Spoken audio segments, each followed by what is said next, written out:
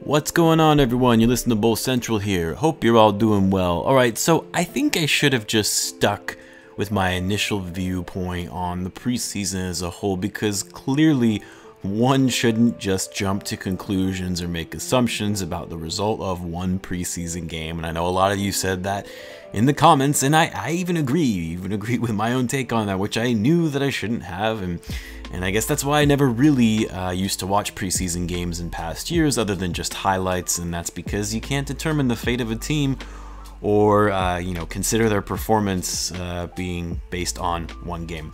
Now, there were still some guys that I continue to be a little wary of after their first two games, namely Wendell Carter Jr. and Lauri Markkanen. Both of these guys still, did not shoot the ball well, didn't play particularly great defense. They still continue to struggle, but rather than continue to try and read into things like I did from the first game, I'm not just gonna sit here and speculate. I'm going to wait and see how the first few weeks of the actual regular season progress before I rush into any judgments of the players of the team as a whole. Now, tonight's game overall was significantly better than the first, and what I liked most was you could tell there was a considerable shift in the overall energy and competitiveness.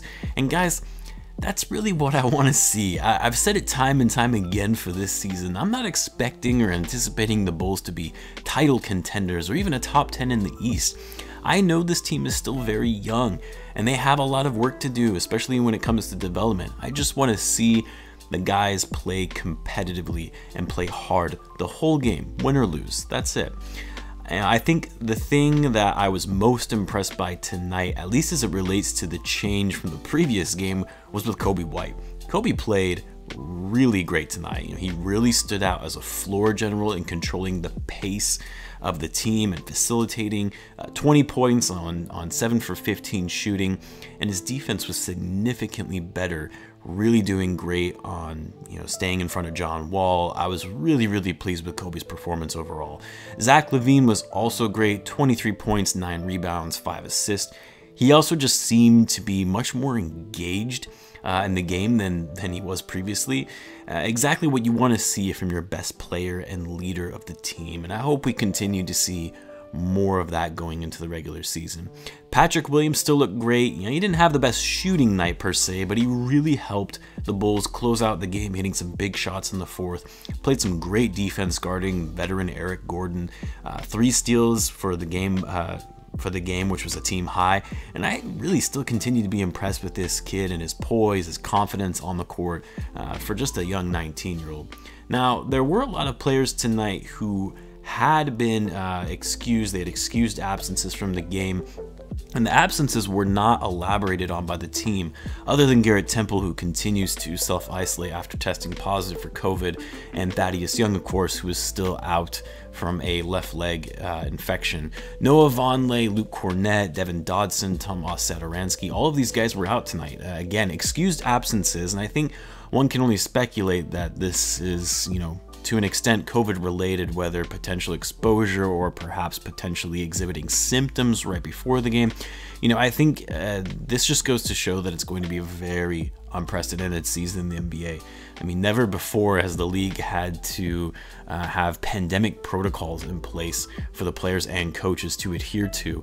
We're really likely going to see players out for various games around the league due to the what we're now calling NBA protocol, which is going to make it challenging for teams to maintain any sort of consistency when it comes to roster rotations.